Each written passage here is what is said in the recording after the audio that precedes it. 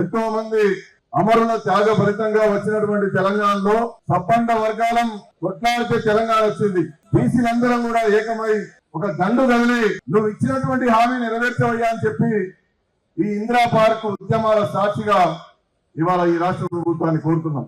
ఇవాళ మనం ఈ 42% రిజర్వేషన్లు అనేటువంటి ఉద్యమాన్ని నిర్మించడం ద్వారా చాలా విషయాలు నేర్చుకున్నాం. ఒక అగ్రవర్ణ ప్రభుత్వం అధికారంలో ఉంటే, బీసీలకు మేలు చేయలేనటువంటి ప్రభుత్వం అధికారంలో ఉంటే ఏం జరుగుతుందో ఇవన్నీ రేవంత్ రెడ్డి గారు స్వయంగా తన పాలనలో చూపిస్తున్నాడు. పైకేదో నోటి ద్వారా ఇదిగో మీకు రిజర్వేషన్లు మహా కష్టపడతానా, నేను దేశానికే మోడల్ అని చెప్పి రేవంత్ రెడ్డి గారు ప్రభుత్వం చెప్పుకుంటాను.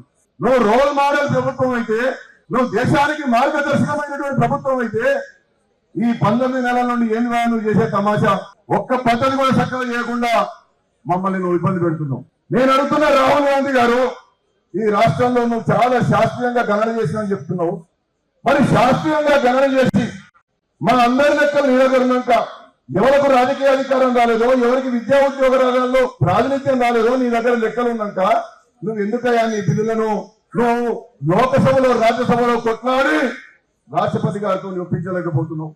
నువ్వు శాస్త్రీయంగా చేసినావు కదా, బీసీల కోసం నీ కాంగ్రెస్ పార్టీ కట్టుబడి ఉన్నది కదా, నీ రేవంత్ రెడ్డి గారి యొక్క పాలన చాలా గొప్పగా జరుగుతున్నది కదా, కోసం ఈ 42% అమలు చేయడం లేదు. నేను పద్ధతుల జోలికి, చట్టాల జోలికి, మనకు కావాల్సిన 40 నువ్వు ఇస్తావా నీకు చేతరాబోతే దిగిపో, మేము ఎన్నుకునేటటువంటి సత్తా మా బీసీలకు అని చెప్పి నేను మనవి చేస్తా ఉన్నా. నీకు దమ్ము లేదు, ధైర్యం లేదు, నీ కడప నిండా విషయం పెట్టుకొని కౌగలించుకుంటున్నావు. మా వాళ్ళని కూడా మోసం చేస్తున్నావు. మా వాళ్ళని కూడా ఇదిగో నేను బిల్లులు పెట్టినా కదా అని చెప్పి ఢిల్లీ పట్టుకపోయి పాపం వాళ్ళని తప్పుదో పట్టిస్తున్నావు. నీ యొక్క కుయుక్తం తెలవకుండా కొంతమంది పోయి నీకు పాలాభిషేకం చేస్తాను, కొంతమంది నీకు సన్మానం చేస్తాను, జ్యోతిబాబుని విగ్రహం ఇస్తాను. అందుకోసమే నేను ఎక్కువగా ఇంకా మాట్లాడకుండా 42% ఇవ్వడానికి కావాల్సినటువంటి అన్ని అవకాశాలు తెలంగాణ రాష్ట్రంలో ఉన్నవి.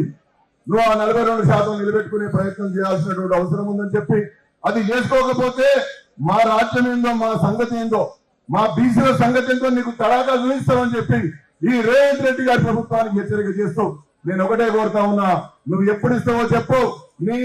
నీ యొక్క ఆర్డినెన్స్, నీ బిల్లులు, నీ కమిషన్లు నువ్వు చేసిందంతా తప్పు. మళ్ళా సరిదిద్దుకో, సక్రమంగా చేయి, లెక్కలు కరెక్ట్ చేయి. మా యొక్క రిజర్వేషన్ల ప్రకారం మాకు మా యొక్క ప్రజా ప్రాతినిధ్యమై, విద్యా ఉద్యోగ రంగంలో అవకాశమై నువ్వు ఇచ్చినటువంటి మాట కట్టుబడు. అప్పుడు మాత్రమే నువ్వు చరిత్రలో ఉంటావు. లేకపోతే బీసీలకు అన్యాయం జరుగుతుంది, బీసీలు తిరగబడతారు. మీ మంత్రులను, మీ ఎమ్మెల్యేలను, మీ నియోజకవర్గాల్లో తిరగలిగినటువంటి ఒక బీసీ చైతన్యం ఈ రాష్ట్రంలో వచ్చిందని చెప్పి ఈ యొక్క ముఖ్యమంత్రి గారు గమనించాలని మనవి చేస్తూ, బీసీలకు 43% వచ్చేంత వరకు ఈ పోరాటాన్ని కొనసాగిద్దాం.